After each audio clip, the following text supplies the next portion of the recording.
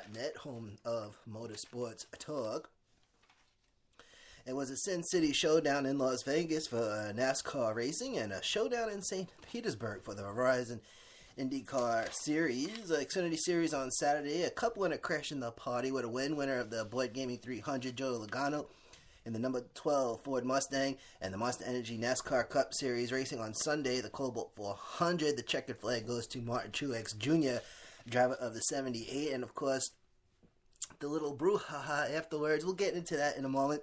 And Sebastian Bourdais wins the Firestone Grand Prix of St. Petersburg, IndyCar's season opener.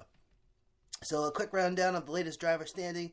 NASCAR, we got some news to talk about today. And of course what happened on Sunday. But first we're going to get into the driver standings, then the history of the 78, and then we'll dive into what happened on Sunday. The latest, and I think it's probably going to be the last of the news we're going to hear for now anyway. But right now, taking a look at the top 10 for the Monster Energy NASCAR Cup Series. We have Burt Keselowski in first place, Kyle Larson second, Chase Elliott third. Fourth and fifth is taken by Martin Truex Jr. and Joey Logano.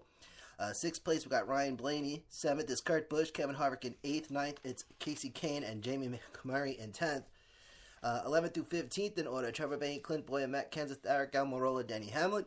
16 through 20, it's Paul Menard, Ryan Newman, Jamin Johnson, Kyle Busch. He has 50 points, Kyle Busch, plus one playoff point. And in 20th place, it's Eric Jones. And then 21 through 25, it's Ty Dillon, let's see here.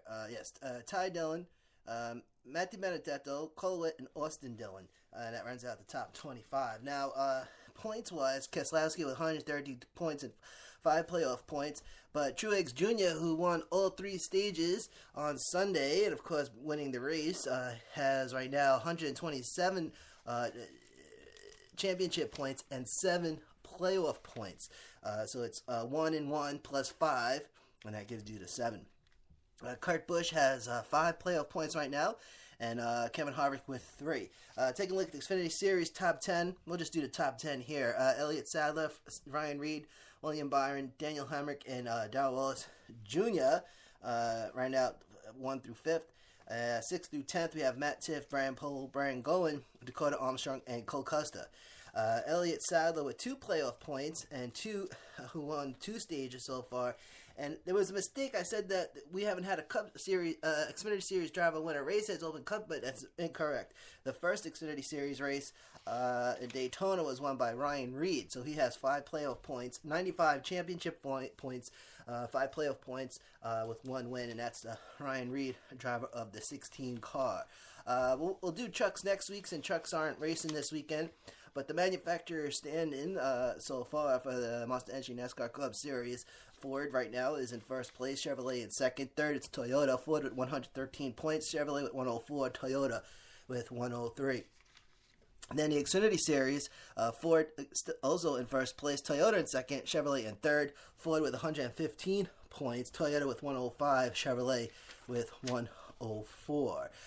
Taking a look at the top 5 for IndyCar, Sebastian Bourdais in first place, won the St. Petersburg Grand Prix. He's got 53 points. Simon Pagenaud in second. Third is Scott Dixon. Fourth, Ryan Hunter-Reay, and Takuma Sato in fifth. Next week, we'll go over the power rankings for the IndyCar teams and drivers. So that will be next week's program. All right. So at this moment in time, whenever a number crosses over the finish line, we like to do what we like to call the history of the numbers. Truex Jr. winning the Cobalt 400 in the Furniture Row Racing 78 Toyota. And the question is, who else drove the 78? Now for Motorsports Radio's history of the numbers. History of the number 78. Going back to 1950, that's as far back as the computer models went. Source DriverAverages.com, 1950 NASCAR Grand National Series, Bob Moore, Richard Cummings, and Ewell Weddle. But the first win came in 1953 by Dick Passwater, April 5th, for the 113 miles at Charlotte Speedway, leading only 3 laps, which at that time was in the 78 Oldsmobile. And then Jim Pascal recorded 3 wins in 1955 in 31 starts. Jim Pascal winning the 90 miles at Osinichi Speedway on March 27th. and I'm hoping that I pronounced that right. I think it might be Ochinichi. July 9th at Columbia Speedway, winning the 100 miles at Columbia, also in an Oldsmobile. And then on August 5th, winning the 100 miles at Southern State Fairgrounds. Get this, leading 148 laps out of 200. The most wins, however, with the 78, Martin Truex Jr. recording 4 wins in 2016, plus 1 from 2017, and if you count Sunday, May 29th, the Coca-Cola 600 winner, with 400 advertised laps, and of course leading 392 of them. A dominant performance last Memorial Day weekend. Also, Darlington on September 4th, winning the Bojangles for 500.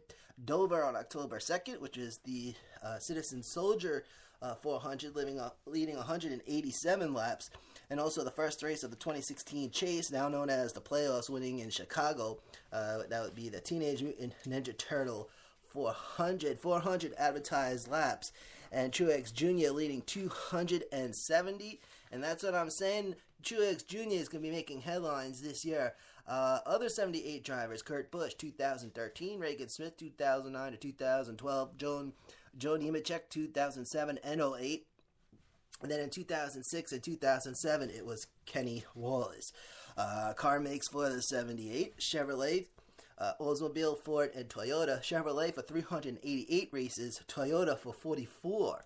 Of course, this is the second year that Furniture Racing is fielding Toyotas. Also, Dodge, Plymouth, Pontiac, Lincoln, Buick, and Studebaker. All right, so number 78 stats. 590 races, 11 wins, 55 top 5s, 127 top 10s, 285 top 20s, 10 poles. So that's 590 races, and a total of 132,567 laps, and led 3,334 of them. And that goes from August 20th, 1950 through March 12th, 2017. Source, driveraverages.com. Okay. So we're going to get into this fight. We're not going to spend too much time on it. This is really the biggest story that we got for this week. Pretty much the only one that made headlines this week, okay? And then after today, we're going to put it in the rearview mirror, as they say.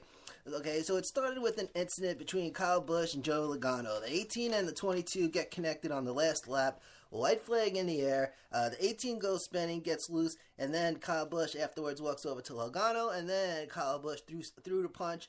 Although they're saying some Logano crew members will get involved in this one, because Kyle Busch got pretty messed up. But I kept looking at that video, and you see those pile of dudes, and all I see is the mustard yellow M&M suits on. I don't see no bright yellow, so I'm trying to figure out who got to make contact with Kyle Busch, because Kyle Busch got, if you saw it afterwards. And so this one is a little mystery here, but the NASCAR official pulls Busch and 2 other officials restrain him. Busch said in a TV interview, quote, "I got dumped." And Busch pretty not bloodied up, but he had that gash right there.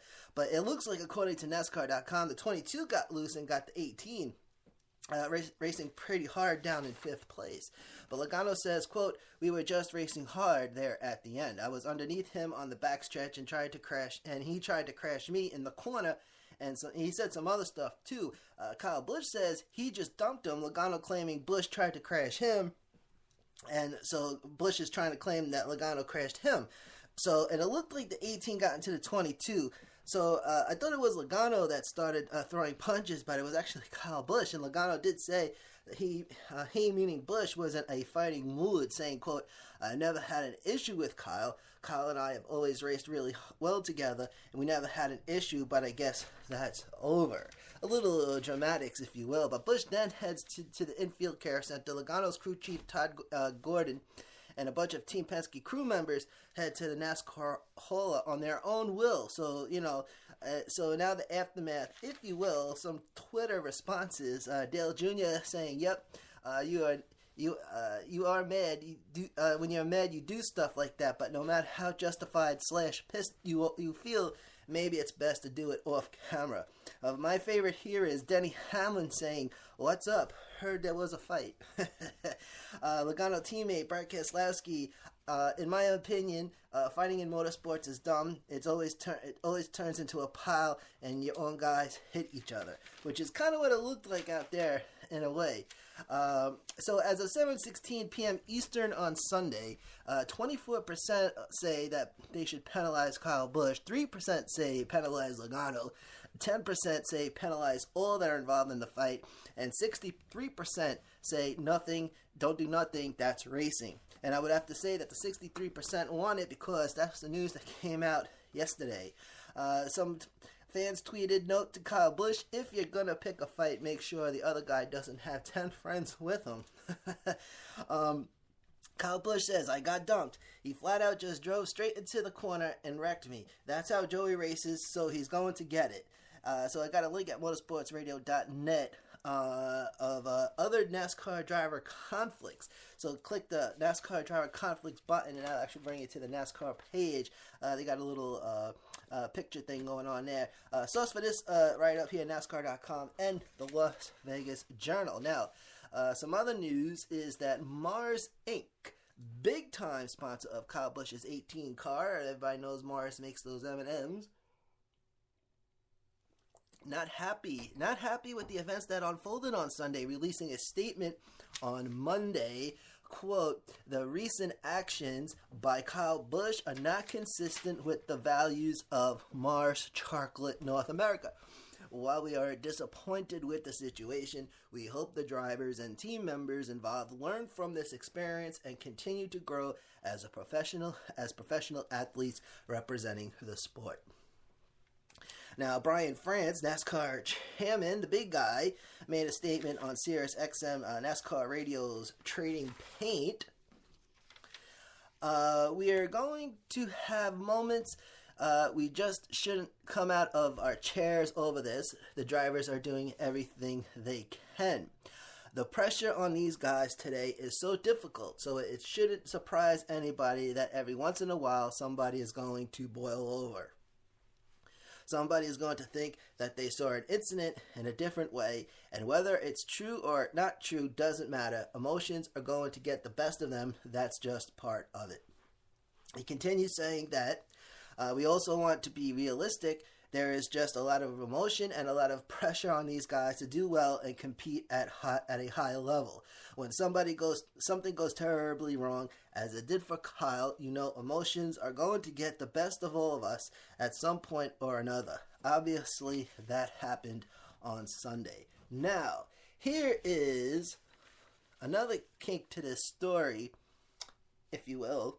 All right. Some are now saying that the punches were thrown, but maybe those punches didn't make any landfall. And according to Logano, Kyle Busch never made any contact. Closer look at the video shows Logano leaning back and to the right, according to fans cited. So I said, all right. So I fired up YouTube, and here it is. Busch gets out and starts walking over, and it looked as if Logano was leaning to the back and to the right as Busch was throwing the punch. And from the camera angle, it could have looked as if Busch did make contact.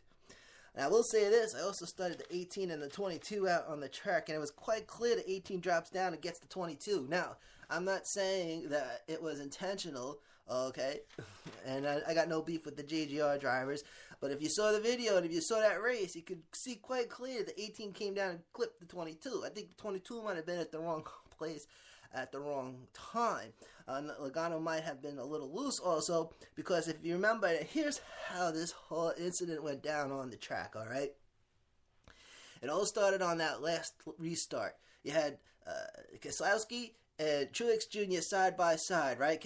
Truex Jr., if I remember correctly, was on the outside, and Keselowski on the inside for that last restart. And I forget why that caution came out, but Truex Jr. gets ahead a little bit, and then Keselowski gets ahead and kind of takes off a little bit. But then he was having issues with the number 2 car. It turns out to be a track bar issue. And everybody was saying what's going on with the number 2 because the 2 started losing some juice. So, Truex Jr. gets behind.